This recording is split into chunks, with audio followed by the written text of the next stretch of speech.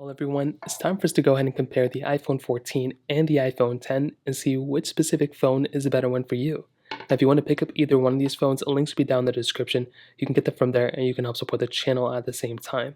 Now, starting off, I will definitely tell you the iPhone 10 is one of the lowest supported iPhones right now, but I love this iPhone a lot and it brought so much to the table. And it's very crazy because this phone came out in 2017 and look how similar they look. I mean, it's crazy. The iPhone 10 has a 5.8-inch Super Retina OLED display on the front, and honestly, when it first came out, it was a beautiful panel, and even now, it's still a really good-looking phone. I mean, it doesn't look really that old, considering the iPhone 14 still have notches and everything too. This was a $1,000 phone back in 2017. You can probably buy this thing nowadays for probably like 200 and something dollars. I think in the next year, it's probably going to go down to less than $200. Now, I think the build quality of this phone still look great.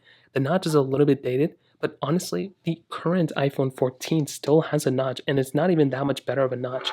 It's slimmer than the iPhone 10, but it's like longer than it, which is very strange. I never really understood that. This specific phone on the iPhone 14 has a 6.1-inch Super Retina XDR OLED panel. So it's a bigger panel. It has flat sides, so it's a little bit less bezel than the iPhone 10, but even then you can't really tell that much. And the notch is slimmer, but it's longer. So other than that, you're getting pretty much the same type of display. Like there's really not that big of a difference. And honestly, I feel like, neither one of these have 90 or 120 hertz. They're both at 60 hertz. But I feel like the iPhone 10 display seems a little bit smoother, even though this one is a little bit more sluggish than the iPhone, 14. Now, in terms of thickness and thickness and the rest of the build quality, you can see that there's a little bit of a difference between both. The iPhone 10 actually has a better feeling side to it than something like the iPhone 14. This phone with its like stainless steel side looks beautiful, makes this phone still feel like a $1,000 phone, which is amazing. The iPhone 14 a little bit thicker and flat side, which I actually do kind of prefer, but I could really like how the iPhone 14 Pros have their styling. Now the SIM card tray is missing on the iPhone 14, so we no longer have a SIM card tray there. The iPhone 10 we still have it though, so if you're interested in that, we have that type of capability. And on the back, we have our camera setups. So they're both dual camera setups, but keep in mind they're both a little different. The iPhone 10 does have a telephoto lens, where the iPhone 13 has an ultra-wide sensor, both very different. You can see for yourself how much bigger the lenses are on the iPhone 14 than on the iPhone 10. So that covers it up there. Both are the same type of styling backs. Both have wireless charging. iPhone 14 does have MagSafe charging, which is really cool. And that's kind of it, lining parts at the bottom. And that kind of covers it up. Now, the big difference here, besides the build quality is not a big difference, but the big difference here is probably with the longevity of both these phones. The iPhone 10, like I said earlier in this video, is the lowest supported iPhone on iOS 16. So the reason why that's important is because the hardware isn't really that outdated, to be honest, besides maybe the camera, but the problem is the software. It may end up ending on iOS 16, and if that ends up being the case, it's going to be a very sad day. I feel like this phone could have easily supported way longer, way more versions of software, but it is what it is. This phone, probably the only thing I am kind of hesitant about recommending people to buy this phone about is with the software, if I'm being honest. With the iPhone 14, it's just getting started, right? This thing just came out. So this phone has many years of software support left in it. It's going to be here for many more years to come.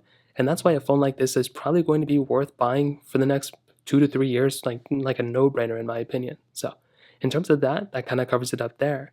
Now let's go into a speed comparison between both these phones. The iPhone 10 has that Apple A11 Bionic chip inside of it with 3 gigabytes of RAM, where the iPhone 14 has that Apple A15 Bionic chip inside of it with 6 gigabytes of RAM. So let's go and see which one's the faster one between both. Okay, there we go. Let's go and clear the apps in the background, which they're already cleared out. iPhone 10 is here, 14 is here. So phone calls, 3, 2, 1. Okay, let's do music, 3, 2, 1. Now I will say immediately I can tell the animations are much faster on the iPhone 14. So that is probably a really big thing to keep in mind. Hopping out of this specific application, hopefully these phones don't go out of frame. Let's go into their app stores, 3, 2, 1. iPhone 14 faster there, iPhone 10 a little bit behind.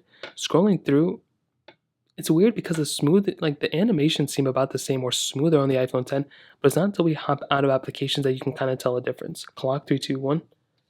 Okay. 14 was faster there. Hopping out of here. Camera, 3, 2, 1.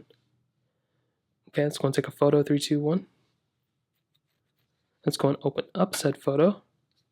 14 was faster, but they were kind of the same two settings, 3, 2, 1. So that even was a pretty big difference there for the iPhone 10, to be honest. Let's go and get into something like these third-party applications that I have a bunch of on this phone. Let's go into Snapchat, 3, 2, 1. Again, iPhone 14 is the faster one there. Hopping out of here, let's go and get into stack 3, 2, 1. And the 14 is the faster one, followed by the 10 a little bit behind. Let's go and get into Facebook 3, 2, 1. And the 14 is the faster one. This one, please follow me on Facebook, by the way. Let's go and get into Twitter 3, 2, 1.